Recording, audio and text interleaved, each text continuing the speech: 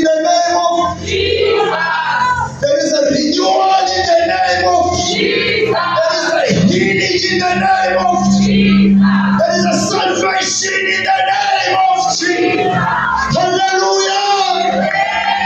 Spoken Yesu Kristu izandla. Hallelujah. Spoken Inkosi yamakhosi izandla. Hallelujah. Let's give him praise, give him glory. Hallelujah. He's worthy of praise, he's worthy of glory. Thank you, Jesus. Hallelujah. Singahlala phansi bangcwele. Hallelujah. Egameni lenkosi yethu Yesu Kristu waseNazaretha. Thathe nje ithuba bangcwele. Bulise ibandla lonke. Bulise kuthatha wethu. Anointed man of God, Tatu Duwini. Hallelujah. Bulisa mfundisi egameni lenkosi yethu. Mama sengamboni egameni likaYesu siyambulisa. Sibulisa umfundisi wethu Tata umfundisi umlotshwa egameni elinamandla likaYesu Kristu. Bulisa mama umfundisi umlotshwa egameni lenkosi yethu Yesu Kristu. Hallelujah. Bulisa bonke otata abangcwele. Omama bonke abantu abasha abantwana abancinci.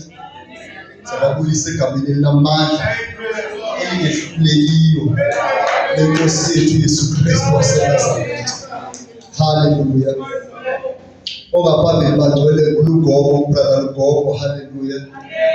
Sithi singi insizwa zona sixolele egameni lenkosi yethu Yesu Kristu waseNazaretha.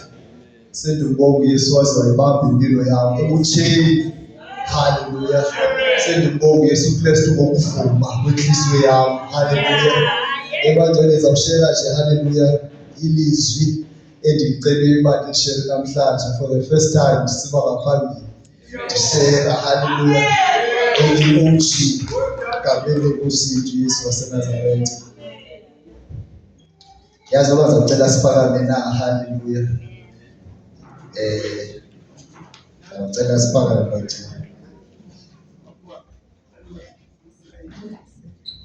Sawufunda incwadi kaMathewu. Hallelujah. Chapter 13.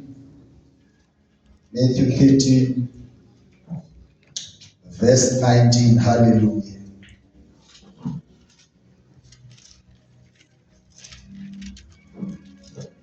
Sayifunda esiNgesini nasesiXhoseni. IsiZulu sithethe break ngalomzuzwana nje.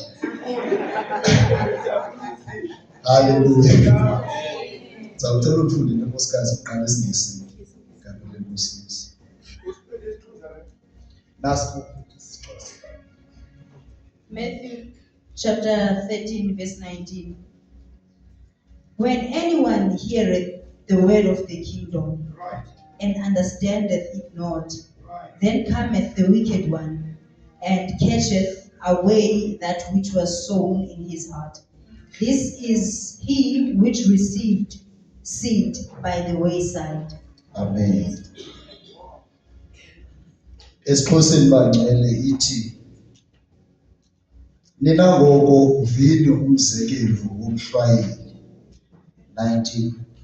Akubona uba ubani uyaliva ilizwi lobukumkani engaliqondi. Uyafika wonke ndawo akuhluthe okuhlwayelwe enhliziyweni yakhe. Lo nguye lo wahlwayelayo ngasendleleni. Singahlala phansi bangcwele egameni lenkosi.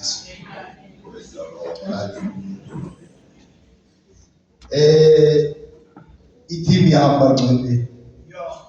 It is important to understand the word of God. Hallelujah. Inkosi Yesu icacisa apha bangcwele emveni kokuba ithishe ngomzekelo.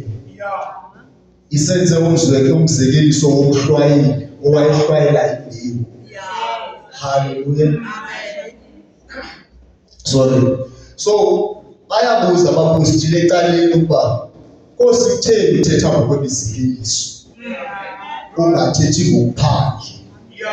Hallelujah. Inkosi Yesu bangcwele ithi ngokuba nina nikuphiwe ukuzazi imfihlelo zobukaka. Hallelujah. So ayishumayelanga ngokuphandle ayithetha inyaniso ngaphandle. Ukuthetha ngokomzekelo bangcwele ukuthetha inyani efihlakeleyo ozozikhangelela wena ukuba ithetha ukuthini, okanye ezothatha i-interest yakho ukuba le nto osikahle kahle ithetha ukuthini. Umdla wakho unomdla kangakanani walo mzekeliso, uzofumana inyaniso kuwo ephandle. Haleluya.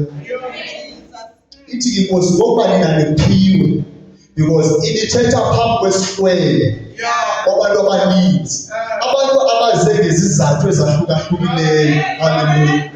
Abanye babo beze ngokuzobona imiracles ezenziwa yinkosi. Haleluya. Abanye bazobona ubuchule inkosi ethetha ngabo phakathi kwabantu. Haleluya. But kukhona abazofuna ulwazi lobukumkani. Haleluya. Kukhona abancane lokumazi. Haleluya. Kwalo uthetha ngalo lelizekeliso. Haleluya. Bekhona abafundi, kube khona isihlwele. Haleluya. Kukhona ababukeli nabazofunda. So abafundi ekaleni bangcwele bayazinika ixesha lokubuza. Haleluya. Uba nomzekeliso uthetha ukuthini, uyintoni lo mzekeliso. Haleluya.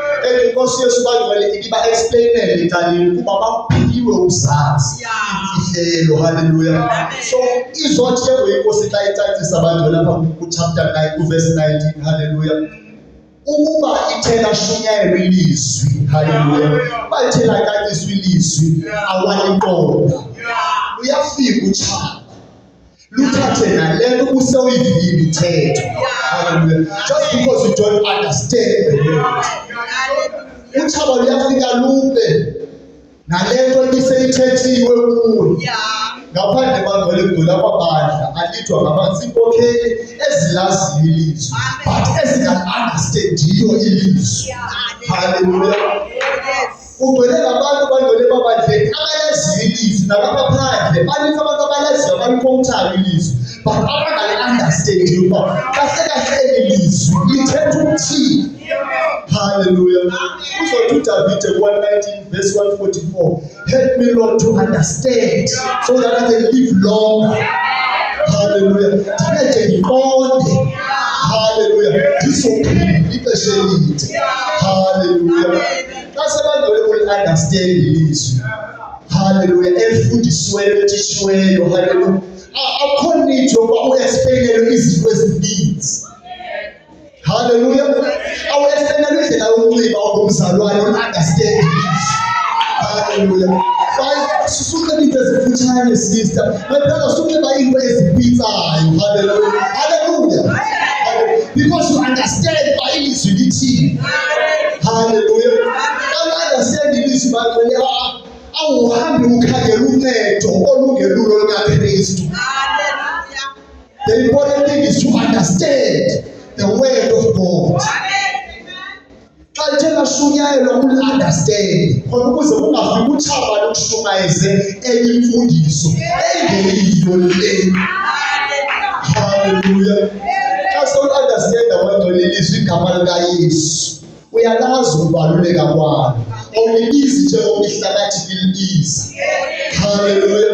Uthi xa ethetha uPawulos kwincwadi yabaseKorinte wesibini chapter 5, haleluya, verse 7 verse 16, kusukela kweli xesha uKristu asamazi njengangoko besimazi. Haleluya. Because they became to understand, haleluya, ilizwi likaThixo.